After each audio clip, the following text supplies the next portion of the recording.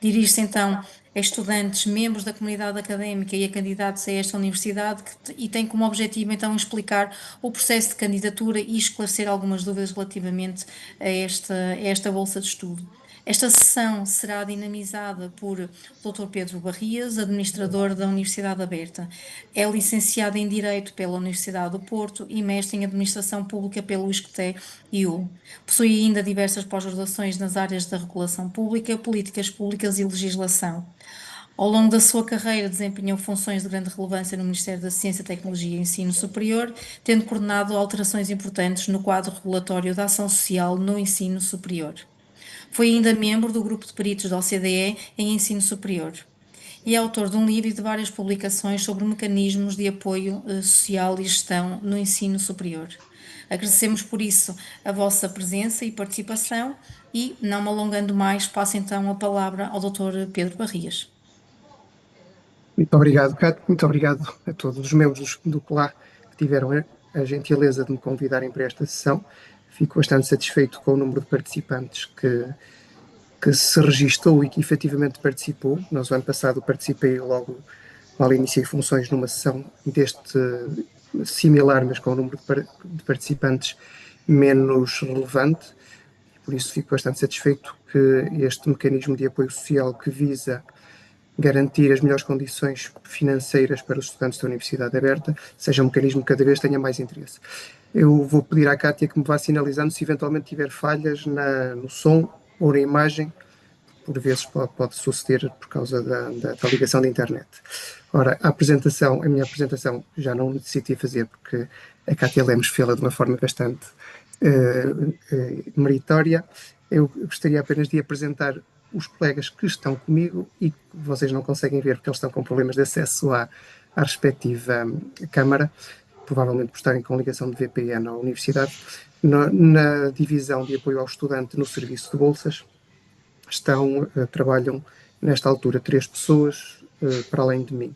Essas pessoas são os técnicos que regularmente vos irão atender quer os telefonemas, quer interagem convosco em todo o procedimento de atribuição de bolsa de estudo.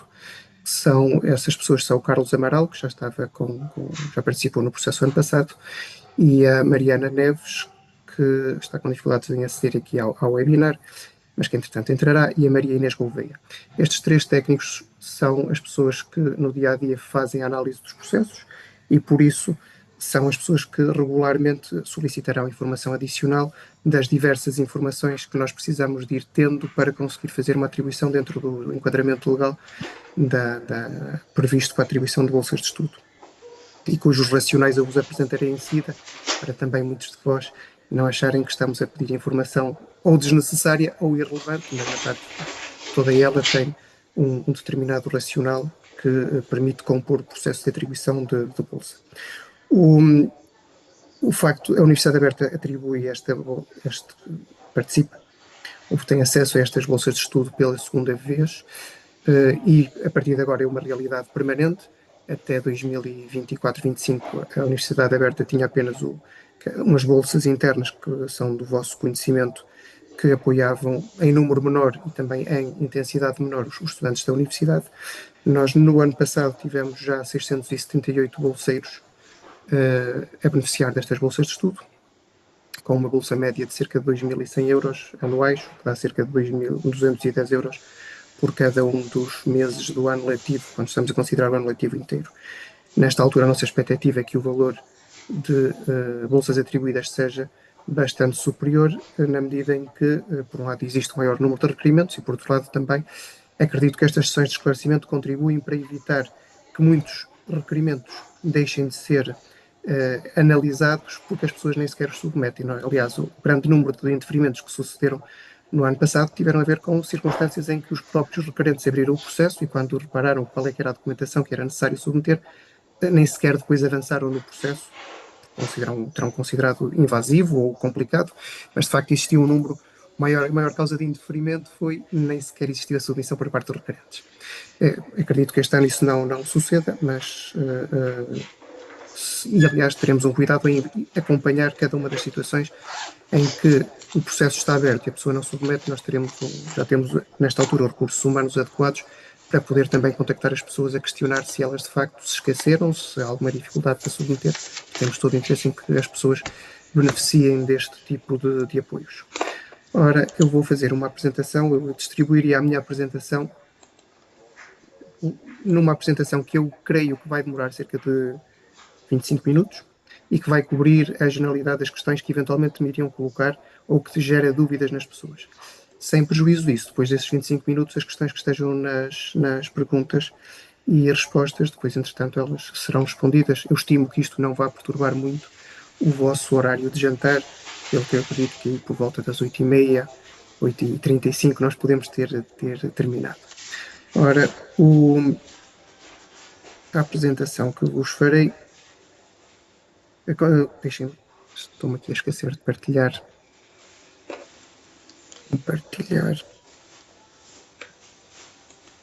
Estão a conseguir visualizar?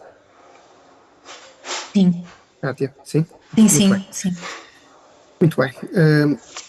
Agora, como é que eu vou isto? Muito bem. A atribuição de bolsas de estudo depende da conjugação de três tipos de condições. Umas condições que são académicas, umas condições que são condições de nacionalidade e outras condições que são condições de rendimentos de realidade económica do agregado familiar. Só quando estão conjugadas estas três condições é que depois existe possibilidade de atribuir uma bolsa de estudo. A primeira condição é sempre uma condição académica, que é a circunstância de o estudante tem que estar inscrito na universidade em determinados ciclos de estudo. Ou seja, o estudante tem que estar inscrito em licenciatura ou mestrado. Estudantes que estejam inscritos em doutoramento não têm acesso a este tipo de bolsas. As bolsas de doutoramento são atribuídas pela FCT, ou eventualmente alguns projetos de investigação que a Universidade Aberta possa ter, mas as bolsas de ação social não abrangem estudantes de doutoramento que, querendo-as, devem requerer à FCT e não estão associadas a uma condição socioeconómica. Estudantes que também estejam inscritos em pós-graduações, em cursos de profissionalização e ensino, microcredenciais, etc., esse tipo de formações não são consideradas para efeitos de atribuição de bolsa de estudo. Algumas dessas formações já têm bolsas próprias, que não dependem da condição socioeconómica. Aqui, as bolsas dependem sempre de condição socioeconómica e são para licenciaturas e mestrados.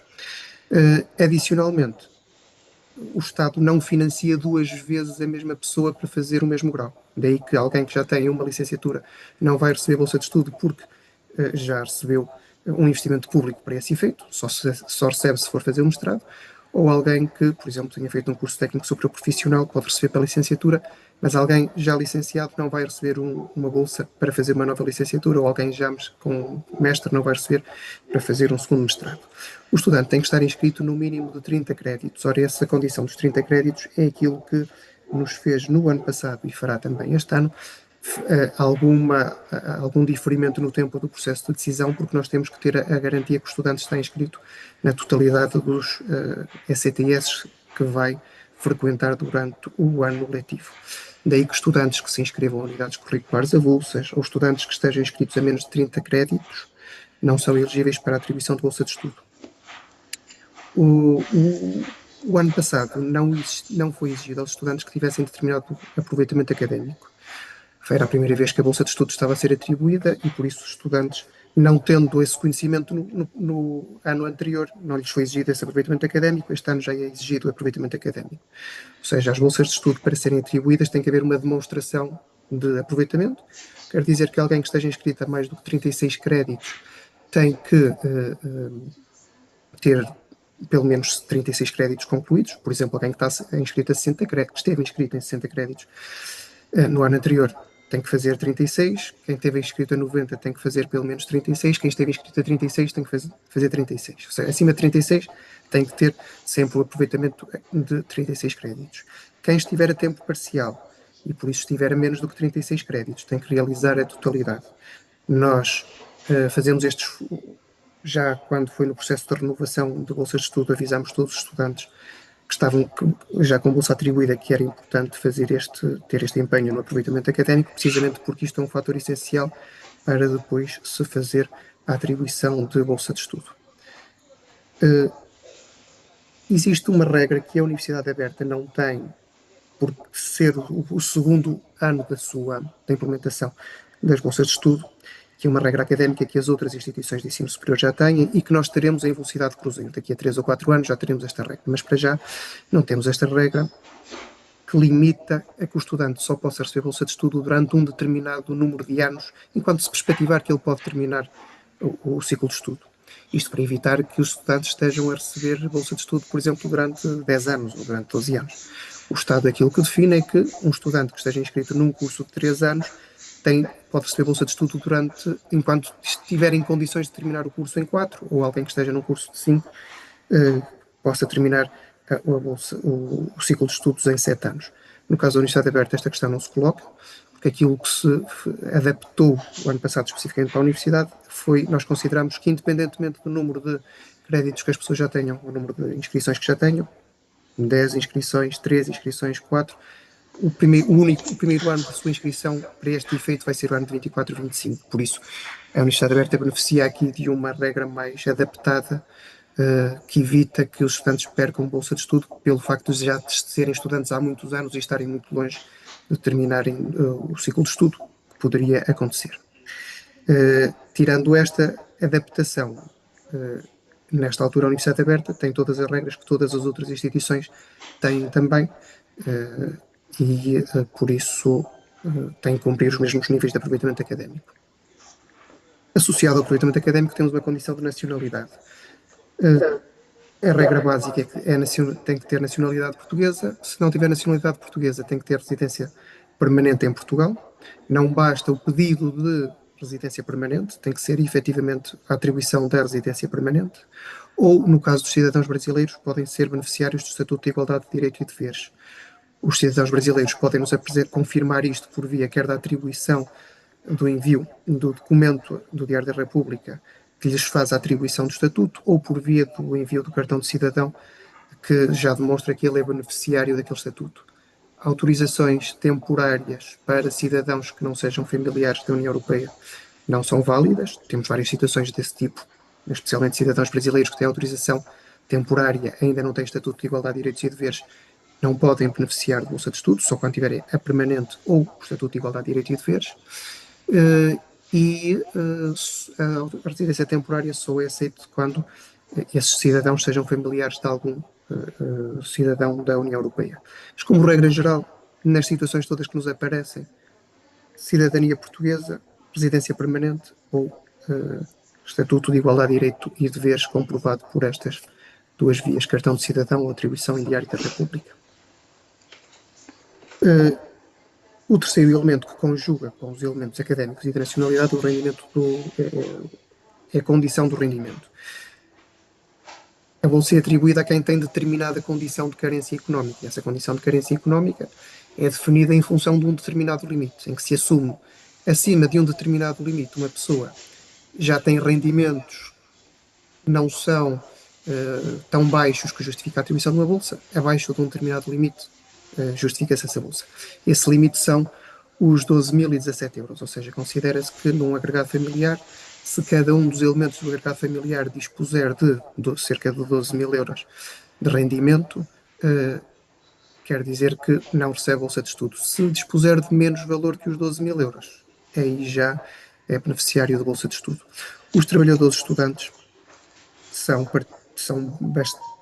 têm uma regra que acaba por favorecer a dois níveis. Por um lado, porque estes limites são um pouco mais elevados, quer dizer que normalmente, se eles não fossem trabalhadores estudantes, com um rendimento por cabeça no agregado familiar de 12.000 euros, já de 12.018 euros já não teriam bolsa de estudo.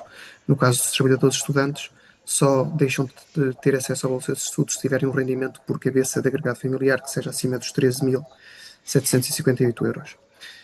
E por isso compensa demonstrar e requerer a atribuição do Estatuto de Trabalhador Estudante. Se não requererem, têm desde logo acesso a este limiar um pouco mais elevado. Se requererem, passam a ter acesso ainda a condições mais favoráveis que já vos vou demonstrar à frente. Adicionalmente a estas condições de rendimento, as pessoas não podem ter mais do que 122.000 euros em património mobiliário, quer dizer, em contas bancárias, ações, obrigações, depósitos bancários, títulos do tesouro, etc. Este património imobiliário não é necessário vocês enviarem-nos certificados, não é? Extratos bancários, etc. O que é necessário é, no processo de requerimento, vai ser solicitado qual é o património imobiliário, vão ser dados determinados escalões e a pessoa tem que identificar qual é que é o escalão em que se insere. Se é no escalão até aos 10 mil euros, se é no escalão até aos 20 mil e por aí adiante. Cada um daqueles escalões depois ficciona um determinado rendimento. Por isso não são pedidos extratos bancários nem nada desse tipo. Ainda na semana passada tivemos algumas notícias de algumas pessoas que não estavam a submeter bolsa de requerimento porque lhes faltavam os extratos bancários. Isso de facto não é solicitado. Um último aspecto é não ter dívidas à Segurança Social e às finanças. Para além de não ter dívidas à universidade, se tiver dívidas à universidade já não se consegue inscrever, se tiver dívidas à Segurança Social e às finanças, também não poderá ter acesso à bolsa de estudo. Sendo que, quando se tem dívidas à Segurança Social e às finanças, o que nós vamos fazer é indeferir a partida à bolsa, porque vem-nos sinalizado da parte da Segurança Social ou das finanças que existe uma dívida, mas se a pessoa, no momento em que nós notificamos para se pronunciar por causa daquele indeferimento, se a pessoa fizer o pagamento da bolsa de estudo, o pagamento da sua dívida, e nos comprovar que de facto está paga, nós a seguir fazemos o deferimento. Ou seja, é possível, o que nós dizemos à pessoa, você poderia ter uma bolsa de 2 mil euros, mas tem aqui uma dívida de 1000. Se fizer o pagamento da dívida, tem direito a receber a totalidade dos 2 mil. Se não pagar a dívida, não lhe podemos atribuir nada. E por isso as pessoas depois analisarão se compensará fazer o pagamento da dívida ou não, em virtude daquilo que também é o valor de bolsa que lhe está a ser notificado, que poderá vir a receber caso regularize a situação de dívida. Se o estudante só regularizar depois do período de audiência de interessados, ou seja, nós notificamos em novembro e ele só vai regularizar em abril, aí só vai receber a bolsa proporcional a partir de abril. Se regularizar logo em novembro, enquanto está em sede da audiência de interessados, recebe a bolsa integral desde o início do ano letivo. Os rendimentos que são considerados para efeitos da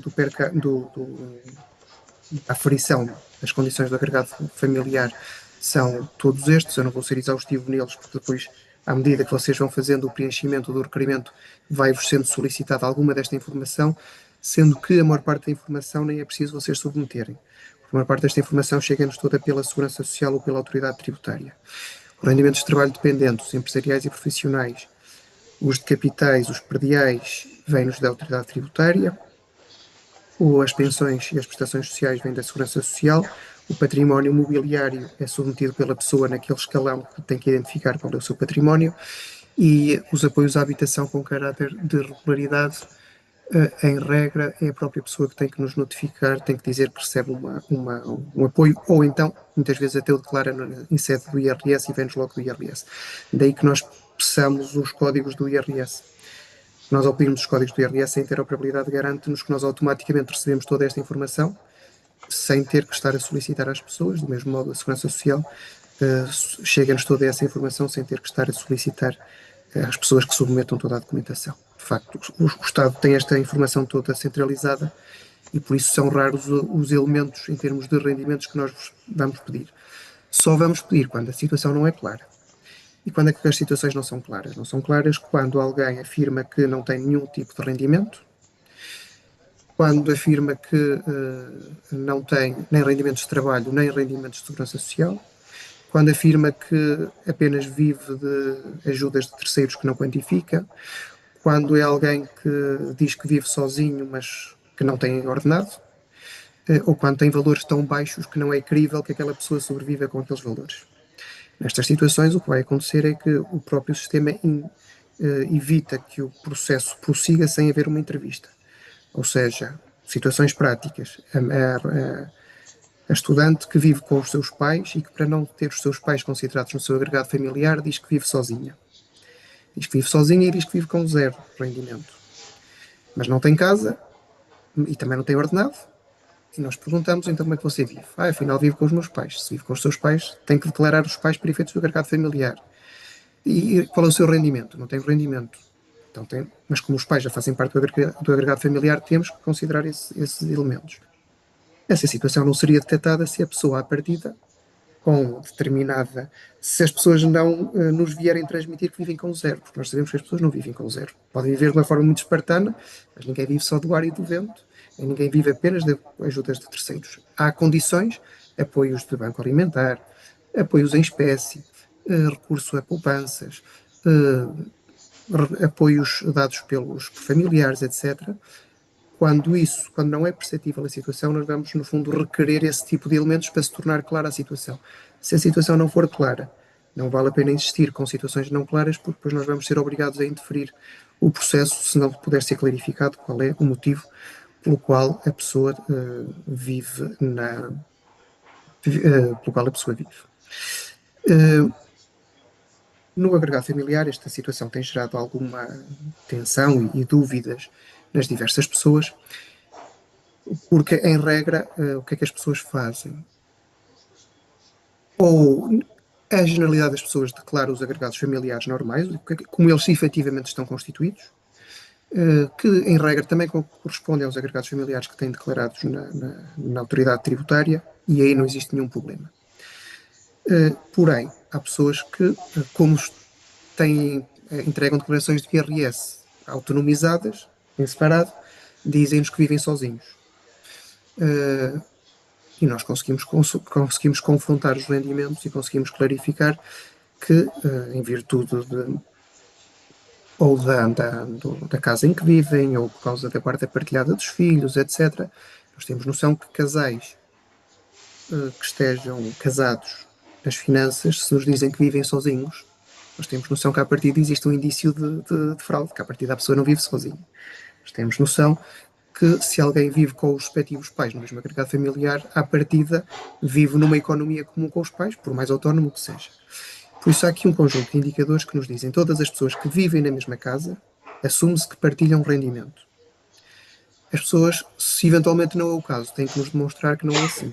Quais são os indicadores que nós temos para saber que não partilham rendimento? Por exemplo, situações em que uma moradia tem uma parte autónoma, parte da família, a família em causa vive na moradia na parte de cima e os pais vivem na parte de baixo. Nós conseguimos demonstrar que que existe uma autonomia da casa. Por exemplo, alguém que vive num anexo de uma moradia e que até tem uma morada diferente. Alguém que nos envia uma caderneta predial em que, de facto, apesar da morada ser a mesma, os prédios as frações estão autonomizadas. Alguém que até tem faturas de luz ou de água que são autónomas das faturas pagas pela casa principal. Ou seja, há aqui um conjunto de indicadores que nós vamos pedir para perceber se de facto as pessoas vivem juntas ou não vivem juntas. E isto não é por purismo nosso, muito disto é financiado por financiamento comunitário e isto foi um dos grandes indicadores de risco da parte da Comissão Europeia relativamente a situações de potencial fraude. Pelas circunstâncias das pessoas viverem em economia comum e depois afirmarem que não vivem em economia comum de modo a constituir-se como agregados familiares unipessoais. Por isso, aqui vai ser onde nós vamos pedir sempre mais documentação até conseguir clarificar se de facto a pessoa vive ou não. Aliás, nós até no Google Maps é fácil de perceber como é que as casas são constituídas. E por isso não é muito. Em regra, também existe aqui uma grande causa de indeferimento, porque depois as pessoas não querem submeter a diferente documentação. Situações em que os agregados familiares são unipessoais e que não existem estes alertas de risco. São tipicamente pessoas que vivem sozinhas, mas têm rendimentos que conseguem demonstrar que de facto é possível viver sozinhas com aqueles rendimentos. E conseguem autonomizar, viver autonomamente. Situações de agregados familiares unipessoais também. São pessoas que vivem em orfanatos, membros de ordens religiosas ou reclusos. Os reclusos não estão integrados em agregados familiares unipessoais, agregados familiares, vivem sozinhos e por isso é possível de admitir que naturalmente vivem numa condição de agregado familiar unipessoal. Os reclusos têm uma situação este ano que é distinta das situações dos anos anteriores. Como a Universidade Aberta não tinha até anos anteriores este tipo de bolsas, o que fazia para conseguir garantir que os reclusos não faziam não tinham que pagar propinas e assim ser uma forma de garantir o seu acesso à educação. O que fazia nos anos anteriores era isentar os reclusos do pagamento de propinas. Com a entrada em vigor destas bolsas de estudo, que pagam bolsas de estudo aos reclusos no exato montante da propina que eles pagam. Foi descontinuada essa isenção, até por via de não ter sido renovado ainda o protocolo com a Direção-Geral dos Serviços Prisionais. Por isso, os reclusos este ano, para poderem ter acesso a essa isenção, aquilo que têm que fazer é fazer o requerimento de atribuição de bolsa de estudo.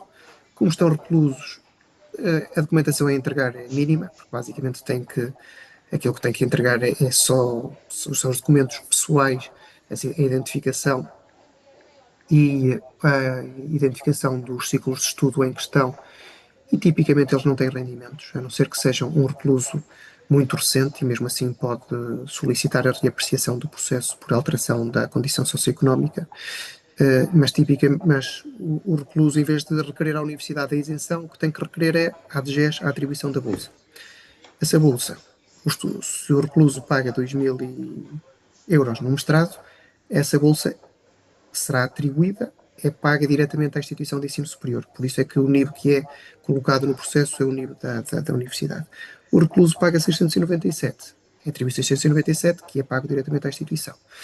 O recluso, de facto, não paga, não recebe, mas também não paga nada. Tem a mesma condição de isenção que tinha antes, aliás, mais vantajosa, porque no caso dos reclusos inscritos em mestrado, tem bolsas que podem ir, tem o pagamento até aos 2.750 euros de propina de mestrado.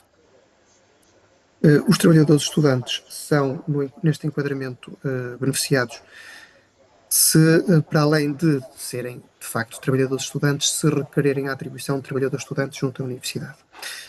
O trabalhador estudante tem duas dimensões, duas relações. Há uma relação do estudante com a sua entidade patronal, em que ele tem que demonstrar à entidade patronal que está a estudar, e para esse efeito basta o documento que eles extraem do nosso sistema de gestão académica, extraem esse documento e apresentam à entidade patronal para demonstrar que estão a estudar e, em virtude disso, precisam de alguma dispensa de alguma adaptação de horários. Mas depois há uma outra relação, que é a relação do trabalhador estudante com a universidade. A universidade, para saber que ele é trabalhador estudante, ele tem que nos comprovar que é trabalhador estudante. Não é o simples facto de ele ir lá fazer download do documento que vai entregar ao patrão que nos diz isso. E por isso é importante, para os trabalhadores estudantes terem acesso a condições mais favoráveis, é importante que eles requeiram a atribuição do Estatuto de Trabalhador Estudante. Nós, em todos os registros, informamos os estudantes disto, com todas as instruções, também está no nosso site, mas se eventualmente, aos que nos estão a ouvir, se ainda não o requereram, façam o requerimento de atribuição, porque isso de facto tem vantagens bastante relevantes, porque há uma série de rendimentos que deixam de ser considerados para efeito do rendimento do agregado familiar. Eu vou-vos só mostrar aqui uns exemplos práticos e vocês vão perceber que um rendimento de 30.000 euros, por exemplo, subitamente, se for do estudante, se o trabalhador estudante estiver a requerer bolsa de estudo, esse rendimento de 30.000 euros passa a 17.000, o que quer dizer que a pessoa fica mais pobre porque aquele rendimento deixa de ser considerado e, em virtude disso, passa a ter melhores condições de acesso à bolsa de estudo. Exemplos práticos.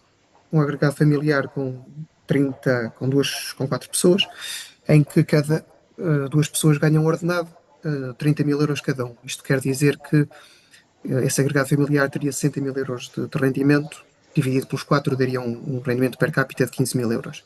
Ora, esse rendimento per capita fica acima daquilo que seria o rendimento máximo para poder ter a bolsa de estudo e por isso esta bolsa é indeferida.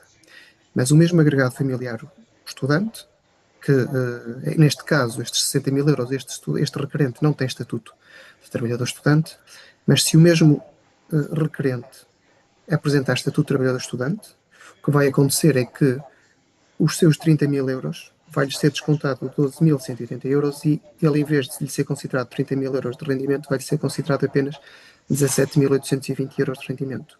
O que quer dizer que o rendimento deste agregado, em vez de ser 60.000 euros, vai passar a ser 47.000 e por isso a sua bolsa, a sua situação económica é pior do que seria se ele não tivesse sido trabalhador estudante e por isso ele, só em virtude deste desconto, destes rendimentos, passa a ter bolsa de estudo porque passou a ficar abaixo do limiar que é necessário.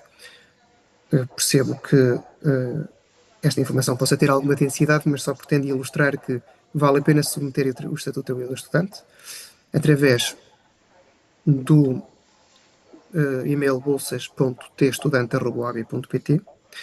Vocês, quando submetem requerimento de atribuição de bolsa de estudo, se nos enviarem no prazo de 10 dias úteis a declaração de entidade patronal, a declaração de início de atividade, no caso de serem trabalhadores independentes, ou em caso de estarem desempregados, comprovativo de inscrição em centro de emprego, nós depois fazemos associar isso ao processo de atribuição de bolsa de estudo e automaticamente o rendimento do requerente deixa de ser considerado. Isto quando o requerente, quando quem tem os rendimentos é o próprio estudante que se está a candidatar. Se for o seu marido, aquilo que é o rendimento dele deixa de ser considerado. Não tem efeito. Ou seja, é importante que seja o próprio requerente e os rendimentos do próprio requerente. As bolsas de estudo são diretamente proporcionais ao nível de rendimentos. Quanto mais baixo for o rendimento, mais alto vai ser a bolsa de estudo. E por isso, se estes rendimentos forem descontados, o que vai acontecer é que as bolsas, em vez de terem um valor mais baixo, passarão a ter um valor mais elevado. No caso, por exemplo, um estudante que tenha um rendimento per capita de 5.000 euros, tem uma bolsa de 1.455 euros anual. Se tiver um rendimento per capita mais baixo, ou seja, cada pessoa, se ganhar 2.000 euros de rendimento, passa a ter uma bolsa de 4.450. Ou seja, a regra geral compensa, diz o Estatuto do Trabalhador Estudante, a regra geral, quanto mais baixo o rendimento por cabeça, mais elevado será o valor da bolsa de estudo. Não tão baixo que não se perceba como é que aquela pessoa sobrevive, como vos demonstrei atrás, porque vai gerar efeitos de atribuição de entrevista. Os prazos de submissão que nós temos para este processo. Esses prazos de submissão podem ser submetidos basicamente durante todo o ano, sendo que se forem submetidos até ao dia 30 de setembro têm acesso à totalidade da bolsa de estudo. Se forem submetidos depois de 1 de outubro, têm acesso a uma bolsa de estudo que é proporcional ao valor ao número de meses. Ou seja, um estudante que só se inscreva no segundo semestre vai ter só a bolsa de estudo correspondente a metade do ano. Um estudante que só submeta requerimento a partir de dezembro só vai ter o proporcional de dezembro até ao final do ano. Um estudante que já tenha submetido, dos cerca de 1.400 que nós temos já nesta altura, aí os que receberem já recebem desde o início do ano. No momento em que for paga, é pago com retroativos, ou seja, a nossa expectativa é que todos os prazos de os requerimentos que temos nesta altura submetidos sejam decididos até dezembro, tipicamente ali na primeira quinzena de dezembro, e nessa altura as pessoas, quando receberem, vão receber não apenas a prestação daquele mês, mas depois todo o valor está em dívida desde o início do ano até aquele momento.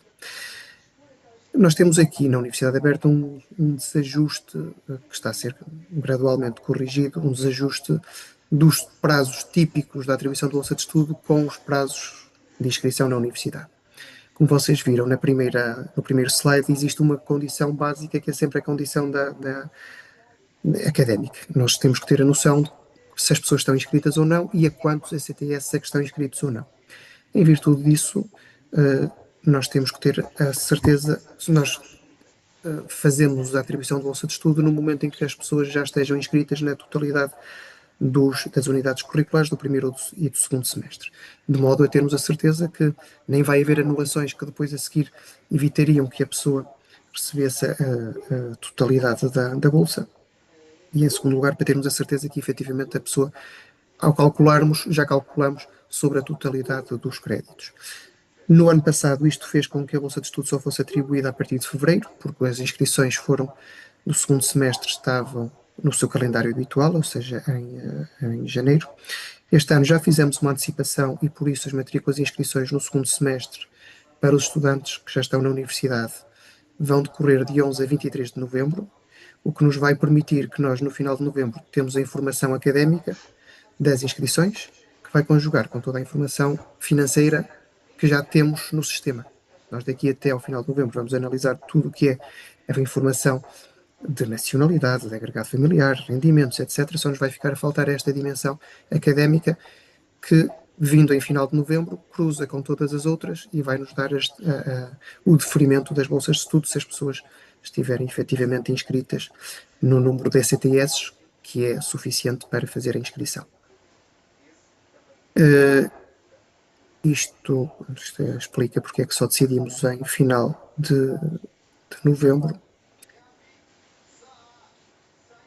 Vocês são notificados para os processos das decisões relativamente à atribuição de bolsas de estudo por via de notificações que vos são enviadas para os e-mails da própria universidade. Por isso é importante estarem atentos. Nós reparámos no ano passado que as pessoas tipicamente acediam aos seus e-mails já num momento muito tardio, ou porque não estavam atentas, ou porque acharam que o processo estava a demorar em demasia, coisa que também reconheço, em função de ser o primeiro ano de atividade. E por isso aquilo que se identificou é que as notificações, depois de serem submetidas, as pessoas respondiam muito tardiamente. Quando respondem tardiamente, isto tem um problema, é que o sistema automaticamente, ao fim de determinado número de dias, vai gerar um indeferimento por instrução incompleta. Por isso é útil irem estando atentos aos vossos e-mails, não apenas por isto, mas também por causa de toda a comunicação com a universidade, mas é importante terem isto. Se eventualmente não acederem à notificação, que vai acontecer é que o sistema automaticamente, a partir do quinto dia, depois de ser emitida a notificação, a partir desse momento começa a contar um prazo para se pronunciarem. Não se pronunciando, existe um indeferimento por instrução incompleta. Se os estudantes se inscreverem num plano curricular e se entretanto decidirem fazer anulações, é muito importante que nos comuniquem de imediato. Isto porque pode haver a tentação de, como a bolsa é diretamente proporcional, depende também do número de inscrições, pode haver a tentação de se inscreverem a maior número de inscrições, maior número de unidades curriculares numa fase inicial e depois anular sem nos dar reporte disso, ficando com a bolsa por inteiro. Mas o que vai acontecer é que nós vamos identificar isso, porque vamos fazer um cruzamento de dados a posteriori para verificar quem fez a anulação. E por isso vamos identificar em dado momento do ano letivo que determinadas pessoas receberam bolsa de estudo e anularam, e vamos ter que pedir a devolução de todas as bolsas que foram indevidamente pagas, caso essa anulação tenha sido de um número tão grande de unidades curriculares que as pessoas deixassem de cumprir as condições. Por isso é preferível dizerem-nos: olha, eu anulei, vou sair, eu estava inscrito a 36 ECTS, passei a estar inscrito a 25. É preferível comunicarem-nos isso do que, passado meio ano, nós identificarmos isso e depois temos que pedir todas as bolsas que foram pagas indevidamente durante aqueles 6 meses. Quanto mais rápido nos disserem, mais rápido é suspenso o pagamento, caso a anulação seja em número tão relevante que as pessoas deixem de ter as condições. Estas bolsas de estudo podem ser acumuladas com outras bolsas. Ponto 1, estas próprias bolsas de estudo, no caso de estudantes com necessidades educativas, são majoradas em 60%, ou seja, se um estudante tiver um atestado multiusos que identifique um grau de deficiência superior a 60%, pode ter essa bolsa é automaticamente majorada em 60%. Basta enviar o atestado multiusos no próprio processo de submissão do requerimento. Em paralelo com isto, os estudantes com necessidades educativas podem também beneficiar de bolsas que lhes pagam as propinas, são atribuídas pela Direção-Geral do Ensino Superior também, e cuja informação vocês conseguem obter aqui no site do GAPAI. Isto em paralelo com os apoios pedagógicos também têm, mas no fundo alguém com necessidade educativa especial pode receber uma bolsa majorada por via de ter essa deficiência, por ter uma deficiência acima de 60%, e ao mesmo tempo poder ter as suas propinas pagas por via de ter uma bolsa que lhes paga as propinas diretamente. Nós o ano passado tivemos cerca de 120 estudantes com necessidades educativas que beneficiaram destas bolsas na Direção-Geral de Ensino Superior. Tivemos menos desses estudantes a beneficiar desta majoração no caso das bolsas de ação social, por isso, se tiverem esta condição, identifiquem que é possível de fazer essa majoração. Adicionalmente, as bolsas, quem beneficiar disto pode beneficiar de bolsas de mérito. As bolsas de mérito são atribuídas em regra no ano seguinte ou 2 anos após a atribuição, mas por isso quem este ano estiver a receber não se preocupe, porque daqui a 2 anos não vai ser penalizado na sua bolsa de mérito caso tenha acesso a ela por causa de receber bolsa de estudo. E também não, e são acumuláveis também com bolsas de microcredenciais do PRR. Há várias pessoas, um número relevante de pessoas que está a beneficiar de bolsas de estudo do PRR. Estas bolsas não dependem de condições socioeconómicas e por isso podem em paralelo beneficiar quer de bolsa de estudo, quer dessas bolsas de microcredenciais, sendo que no caso das microcredenciais elas serão no próximo ano contabilizadas como rendimento nas suas na contabilização de rendimentos de 2020, no ano de 2026. Questões frequentes e estou a terminar para passar para vocês. Estas questões documentais, parecendo menores, são questões que, em regra, fazem com que o processo ande para trás e para a frente sem nós nos entendermos, por vezes, com os requerentes. Ponto 1. Quando autorizam os tratamentos de dados da Segurança Social e da Autoridade Tributária, devem, quando existem menores de idade no agregado familiar, os menores de idade não podem assinar, quem deve assinar são os representantes legais, em vez do próprio menor, e assinam no próprio local em que o menor deveria assinar. Isto parece irrelevante, mas nós, ano passado, tivemos dezenas, se não centenas de processos que ficaram pendentes por causa deste tipo de situações. Segundo ponto, o IBA que nos é submetido deve ser do titular de quem vai receber a bolsa. Nós não podemos aceitar IBAs de terceiros que não o próprio requerente. O comprovativo que nos enviam tem que dizer pelo menos o nome da pessoa que vai receber a bolsa. E não dá para ser da tia ou não figurar como titular não nos vai permitir aceitar aquele IBA, por isso vamos ter que pedir um novo IBA. Quando tem pensões de alimentos, devem identificar logo à partida, porque senão nós vamos, vendo uma situação de divórcio ou vendo uma situação uma situação em que o pai não faz parte ou a mãe não faz parte do agregado familiar, vamos pedir sempre informação sobre a pensão de alimentos e, como vos disse há pouco, é importante identificar a totalidade dos membros do agregado familiar. São as questões documentais que normalmente geram mais questões entre nós e que nós somos obrigados a solicitar. E não é por má vontade, mas é para que as bolsas sejam atribuídas dentro do enquadramento legal e, a posteriori, não tenhamos nenhuma circunstância em que as autoridades inspectivas venham a solicitar a devolução de bolsas. E coloco-me à vossa disposição para que aspectos que eu não tenha abordado ou que não tenha sido suficientemente claro, posso agora dar-vos esclarecimentos adicionais sobre isso. Muito obrigado. Obrigada, Dr. Pedro. Nós temos efetivamente aqui algumas questões, e portanto os meus colegas também foram esclarecendo já algumas diretamente aos estudantes. Eu vou elencar aqui, não sei se quer que lhe coloque já aqui duas ou três, ou vou colocando uma a uma, não sei como é que prefere. Ahm, Ora bem, pronto. eu não sei quantas é que são 51? Não, não, não, não, são menos, são menos. Ok. Não, são, Ora, ou seja, não chegam, são cerca de seis questões por aí. não, então pode colocar uma a uma. Se eventualmente eu não. Pode haver algumas questões muito específicas, por vezes, o que preocupa as pessoas são questões muito específicas sobre o seu processo em particular. Se eventualmente eu não tiver a resposta agora, eu também posso ficar com o registro e depois dar essa resposta, ou então se o Carlos conseguir ligar o microfone também pode dar alguma ajuda, alguma questão mais específica, porque às vezes estamos a falar de questões muito específicas do tipo eu não consigo inserir o meu NIF ou o meu cartão de cidadão e tem a ver com o espaçamento, por exemplo, ou Ok. um NIF estrangeiro, às vezes são questões tão específicas que bloqueiam o processo e que, no caso em concreto, às vezes até temos que ir verificar efetivamente o que é que se passa, mas pode haver algumas situações que muito particulares que eu possa não saber de imediato, mas elas não deixarão de ser respondidas. Ok. Então é assim, uma delas tem a ver com a questão que falou logo no início, que tem a ver com a questão do mínimo de dossiês inscritas em que ter um mínimo de 30 ECTS, não é? Mas depois quando referiu as 36, o mínimo das 36, creio que gerou aqui alguma confusão entre estes Ok, 30 e os 36. ok, Pronto, essa é uma questão. ok. Então, se calhar é melhor responder uma a uma, porque Sim, depois. sim, senão depois é Ora capaz bem, de. ora bem. Os 36 são é uma exigência de aproveitamento académico. Ou seja, qual é a condição mínima para ter bolsa de estudo? É estar pelo menos inscrito a 30 créditos. Alguém que está inscrito a 20, ou a 22, ou a 29, não pode ter acesso à bolsa de estudo. Se tiver a 30, já pode ter. O que lhe é exigido depois é diferente em termos de aproveitamento. Se estiver inscrito só a 30, o que lhe vai ser pedido é tem que ter aproveitamento a tudo. Tem que ter 100% de aproveitamento.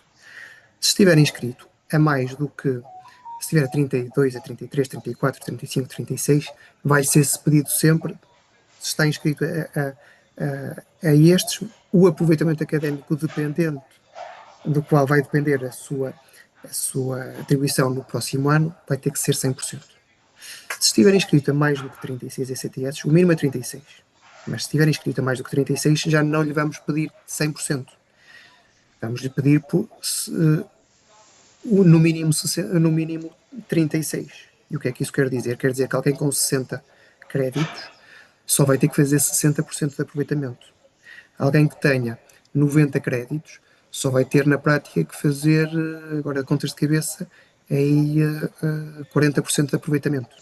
Alguém que esteja inscrito a 120 créditos só vai ter que fazer 30% de aproveitamento.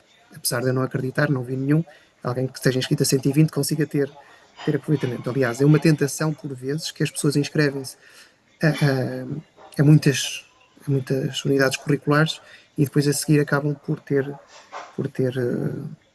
por dispersar sobre muitas e isso faz com que exista algum insucesso académico. Por isso, condição de acesso 30. Se está inscrito a 30, ok, tem acesso. No próximo ano, quando a mesma pessoa for pedir bolsa de estudo, nós vamos ver se esteve inscrito a 30, tem que ter feito tudo o que estava inscrito, tem que ter 100% de aproveitamento.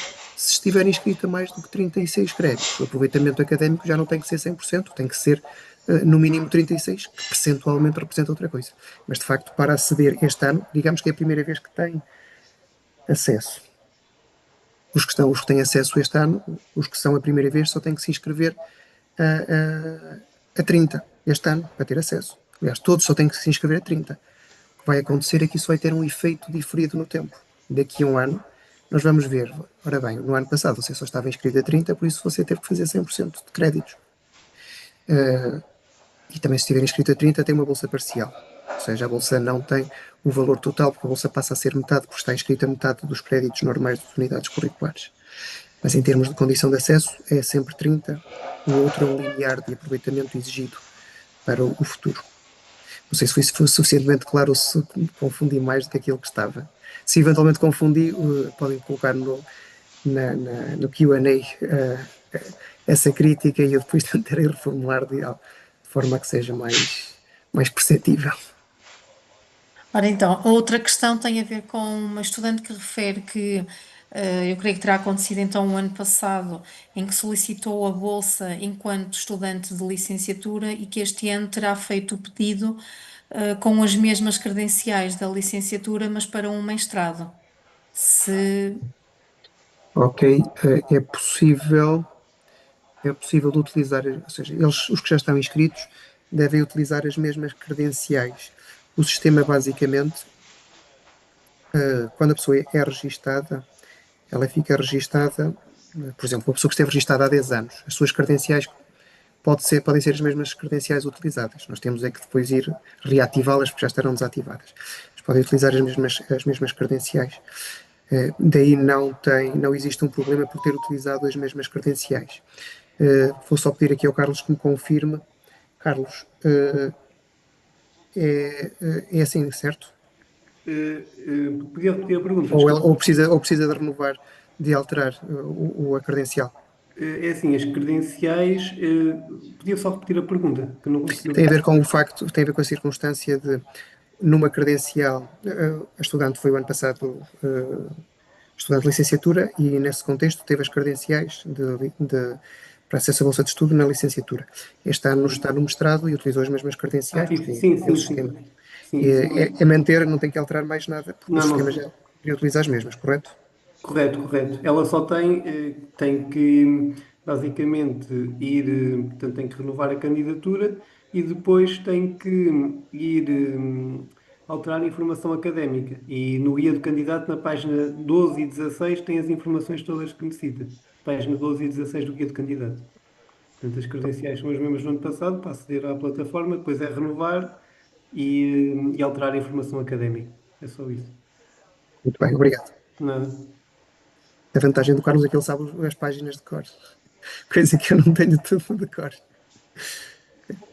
Então, aqui outra questão tem a ver com esta questão que o Dr. Pedro também abordou, que tem a ver com estes novos prazos que vão, entretanto, que vai ter este ano, relativamente às inscrições do segundo semestre, que vão ser, né, já referiu isso, que vão ser antecipadas então de 11 a 23 de novembro.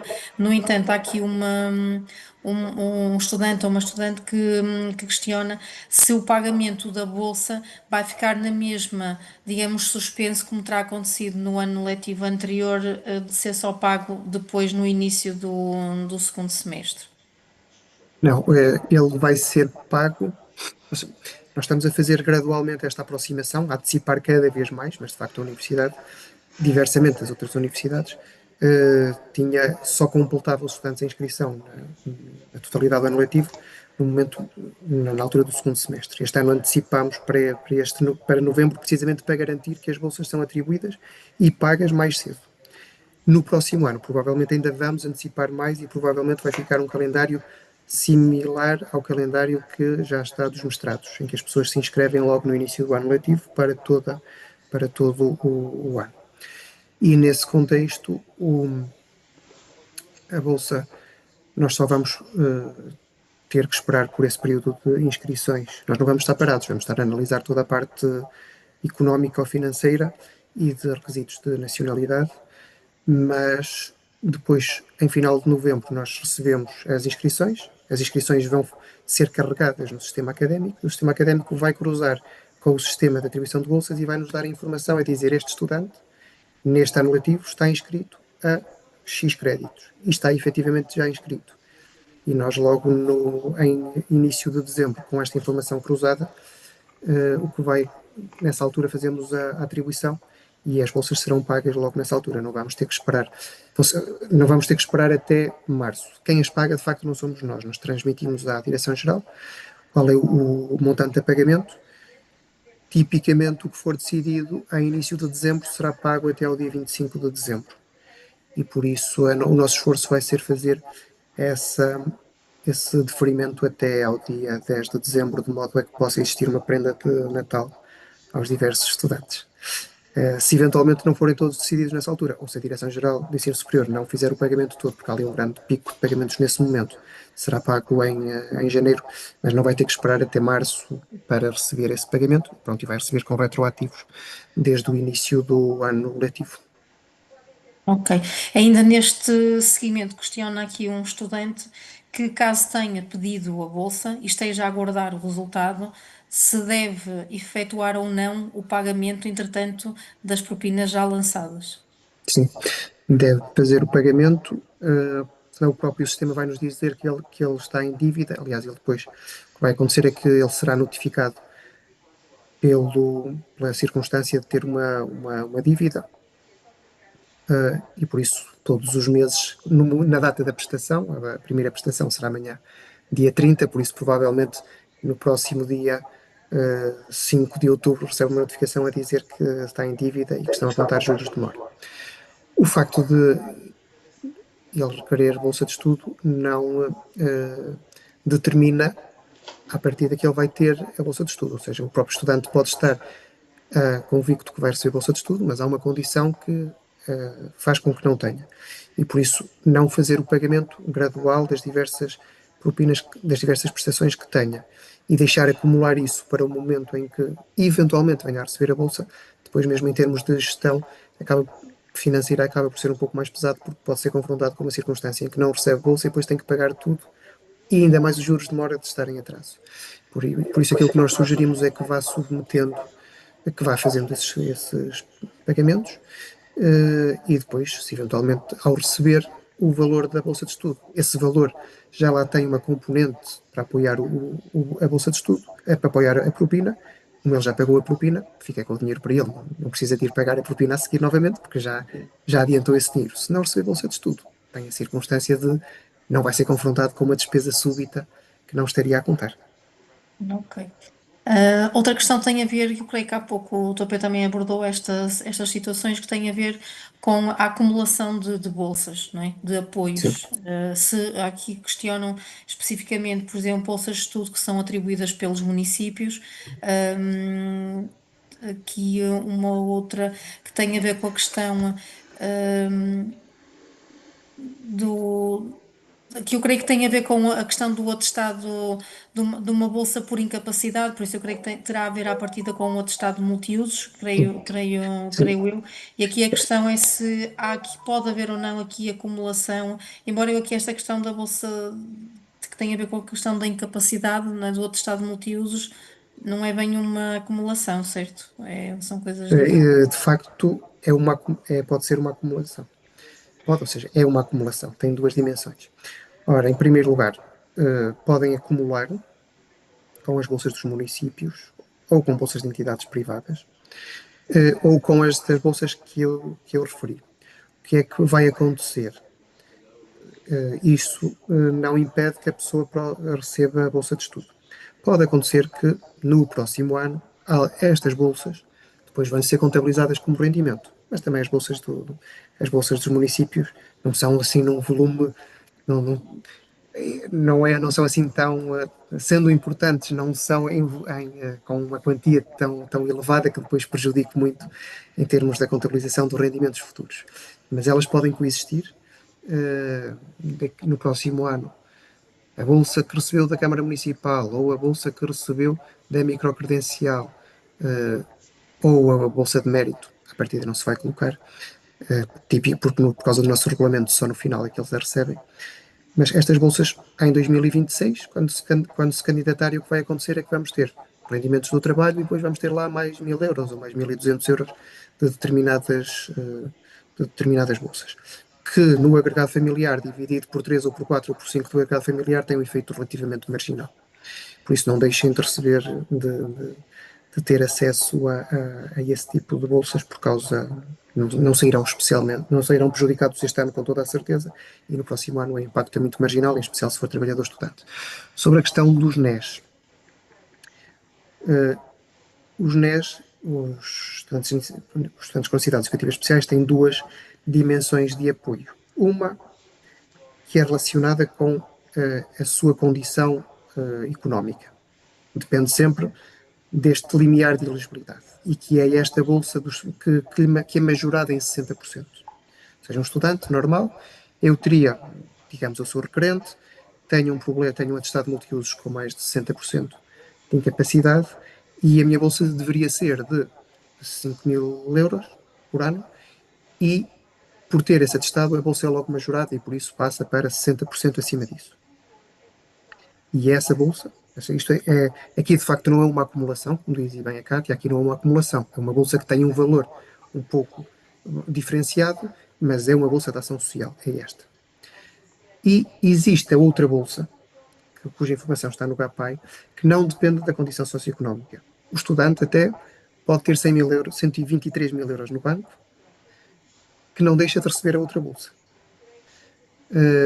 O estudante não deixa de receber a outra bolsa por causa de receber esta. As duas podem acumular. Ou seja, o estudante, no mínimo, tem sempre a outra bolsa com necessidades educativas especiais, cuja informação está no site do GAPAI, e se tiver uma condição socioeconómica mais frágil, ainda pode receber esta majorada a 100%, mas aquela outra pode ir receber sempre, independentemente das condições, ou até pode ter aqui recusado a bolsa de estudo, porque não cumpre critérios de aproveitamento, porque não tem porque tem um rendimento per capita muito elevado, etc., mas pode sempre receber aquela outra bolsa. A outra bolsa é requerida também diretamente à Direção-Geral de Ensino Superior, nós depois confirmamos os dados académicos.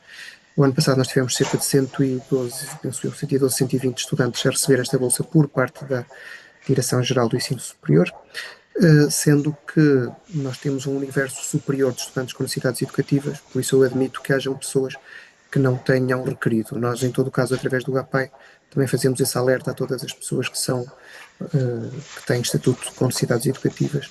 Nós enviamos um alerta a todos a dar as instruções como é que elas devem proceder caso não tenham requerido essa bolsa de necessidades educativas especiais. Ok. Outra, tem aqui várias questões relacionadas com a questão do Estatuto de Trabalhador Estudante, que tem a ver com o requerimento. Há uma estudante que questiona se só deve pedir o Estatuto de Trabalhador Estudante após o requerimento para o pedido de bolsa, enquanto que outra pessoa questiona que no momento do pedido da bolsa ainda não tinha esse estatuto pedido e na entidade patronal, que não lhe atribuiu esse estatuto, ou esse documento porque ainda não tinha o certificado de matrícula disponível, não é? Que sabemos que só ficará disponível na Sim, próxima, na próxima semana. Ainda aqui, alguém que entretanto fez esse pedido e que na altura ainda não tinha essa declaração da entidade patronal, se pode ainda submeter. E ainda sobre este assunto, não tendo esse estatuto ou esse pedido, se pode enviar um comprovativo de vínculo de trabalho da instituição. nós admitimos três tipos de informação, sendo que não é sequer preciso dizer à entidade patronal, porque eu admito que haja pessoas que até estão a estudar e nem transmitiram à entidade patronal e estão perfeitamente no seu direito. Nem precisam de estar na contingência de ter que depender de um favor da entidade patronal para passar uma declaração. Nós admitimos vários elementos de prova, seja uma declaração da entidade patronal a dizer que efetivamente a pessoa é lá trabalhador, seja uma cópia do contrato, seja por exemplo, um recibo de remunerações. Tivemos agora ano passado situações dessas, não é o ideal, mas se for um recibo de remunerações, nós, em situação, se a pessoa nos explicar porque é que não tem um contrato, que existe, os contratos de trabalho a termo certo que se que convoluaram em trabalhos por tempo indeterminado, por exemplo, ou trabalhos em que não existe um contrato de trabalho escrito, porque há funções em que existe uma relação oral, trabalhadoras domésticas, por exemplo, etc., e que aquilo se converte. Se nós tivermos o recibo, e converte sem necessidade do instrumento escrito, se nós tivermos um recibo de vencimento do mês em que a pessoa faz o requerimento de atribuição de bolsa de estudo, para nós é suficiente. Os trabalhadores independentes, se tiverem uma declaração de atividade laboral, de atividade aberta, naquele período também consideramos como válida. Os que estão desempregados enviam-nos uma confirmação de subsídio do centro de emprego em que lá estão inscritos. Ou seja, existem várias formas de justificar. Eu partilhei há pouco, não vou voltar a partilhar porque basicamente o que diz no slide é exatamente isto, mas no próprio site da Universidade, na parte das bolsas, diz lá especificamente quais é que são os documentos que podem ser submetidos. Não fala dos extratos de remunerações, porque nós preferimos evitar que nos submetam isso, preferimos os contratos, mas em todo caso admitimos os meios alternativos de prova. A pessoa colocou sobre a questão da temporalidade, ou seja, podem submeter, enquanto mal submetam o requerimento de atribuição de bolsa de estudo, podem submeter logo de imediato, no próprio momento, podem submeter a posteriori, preferencialmente nos 10 dias úteis. Se nos chegar depois dos 10 dias úteis esta confirmação, estes meios de prova, não vai ser por causa disso que nós vamos fazer deixar de considerar, mas de facto preferimos que exista essa conjugação, até porque a partir da pessoa tem os elementos de prova consigo. Tem o contrato, tem a declaração da inscrição no centro de emprego,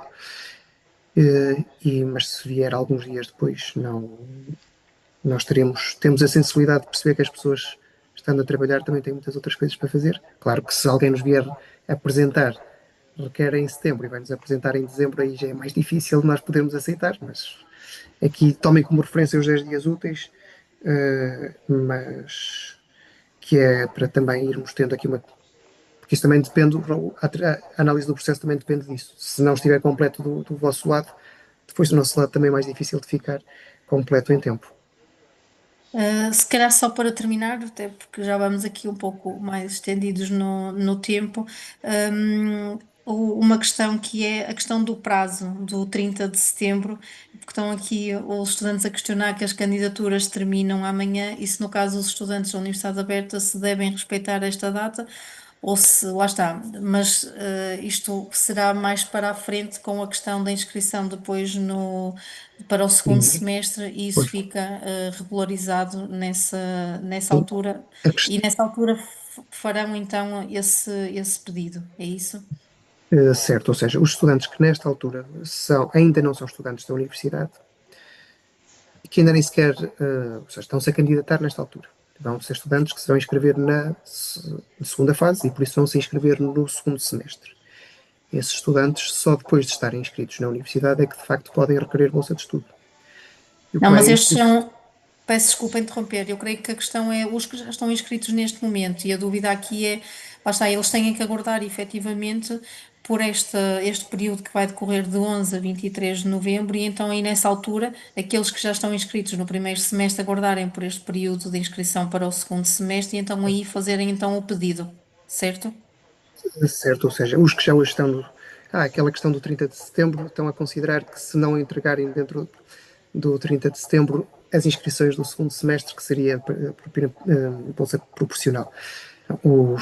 Nós aferimos que, como submeteu até ao 30 de setembro, no sistema o que nós vamos assumir é que o estudante submeteu o seu requerimento até 30 de setembro, sendo que a sua inscrição, a sua condição académica só ficou verificada mais à frente. A condição que a atribuição faz depender é a condição de ele requerer, não é a circunstância dos outros elementos de serem verificados. O que importa é que ele requeira até esta altura. Nós no sistema colocamos lá a identificação requereu em setembro e em função disso os que se inscrevem no segundo semestre em novembro vão ter a bolsa desde contada a partir de setembro. Foi a mesma circunstância no ano passado. Ninguém no ano passado que esteve inscrito no primeiro semestre, apesar e que requereu em setembro, ninguém deixou de receber a bolsa anual por causa de só em fevereiro ter completado, ou em janeiro ou em fevereiro ter completado o segundo semestre. A situação é idêntica. Por isso nós vamos sempre indicar que se já estão inscritos, e se já requereram em setembro, quem não tiver requerido, que vai agora requerer já de imediato, para poder ter a bolsa proporcional, para poder ter a bolsa por inteiro, ainda que depois a sua condição só venha a verificar-se com a inscrição do segundo semestre em novembro. Ok. Posso indicar então que, em caso de permanência de outras questões que, entretanto, não tenham conseguido ser esclarecidas ou Sim, surjam outras, posso sim, mas se indicar tiver, o e-mail sim, bolsas@oab.pt que podem ser encaminhadas para esse e-mail, certo? certo. Sendo que matérias que forem com trabalhador estudante, o ideal é ser para É o outro. o T estudante @oab. Ora, deixa-me só ver aqui. São tantos endereços de e-mail. É o bolsas.testudante.oab.pt. Se for questões relacionadas com trabalhador estudante, se forem bolsas normais, é o bolsas.oab.pt. Se tiver mais uma ou duas questões, também não importa responder, não seja por mim, é mais por causa das pessoas que queiram ir jantar, mas como o número de participantes está relativamente estável, se tiver mais uma ou duas, não existe aí nenhuma questão, não se condiciona por causa de mim. Se eventualmente não tiver, podemos avançar. Não, creio que foram todas mais ou menos à volta das questões que já foram sendo abordadas, sim. Pronto. Muito bem, então, nesse caso, dúvidas adicionais podem remeter para o bolsas.oab.pt. Sugiro que, antes de remeter, vejam se no guia do candidato ou no próprio site se tem clarificação à dúvida, porque se nós recebermos muitas perguntas para dizer as mesmas coisas que já estão nos guias de apoio, isso também nos toma algum tempo que é importante para fazer a análise. Peço que privilegiem e-mail em vez do telefone, porque o atendimento telefónico nós fazemos atendimento telefónico sem qualquer tipo de problema, só que tipicamente também é um atendimento que é mais prolongado e em virtude disso, menos tempo têm os técnicos para fazer a análise. Em todo caso, sabemos perfeitamente que há questões que não se conseguem clarificar por e-mail, ou que precisam de ser explicadas, ou que precisam de dizer, olha, eu não consigo colocar aqui o documento porque eu não consigo ver o botão. E nessas situações nós damos todo esse apoio, em especial os meus colegas Maria Inês Gouveia, Mariana Neves e Carlos Amaral, e por isso estejam à vontade, tomando como primeira opção o e-mail, mas estejam à vontade se não for passível de resolver por essa via. Agradeço a vossa disponibilidade e interesse. Como súmula geral, apelo a que submetam requerimentos ou elementos comprovativos da vossa condição de trabalhador estudante, porque isso vai favorecer bastante o sucesso dos requerimentos e que também compreendam quando tivermos que fazer pedidos de documentação adicional, é sempre porque a situação não está suficientemente clarificada e necessitamos desses elementos para que a bolsa seja atribuída com a certeza jurídica que tem que ter neste tipo de processos que envolvem fundos públicos e fundos públicos nacionais e fundos comunitários e por isso tem uma grande vigilância em termos das entidades inspectivas e auditoras. E desejo a todos sucesso, em especial sucesso académico, que vai fazer com que no próximo ano a bolsa de estudo seja mais garantida a todos aqueles que têm um nível de sucesso assinalável. Muito obrigado. Muito obrigada, doutor Pedro.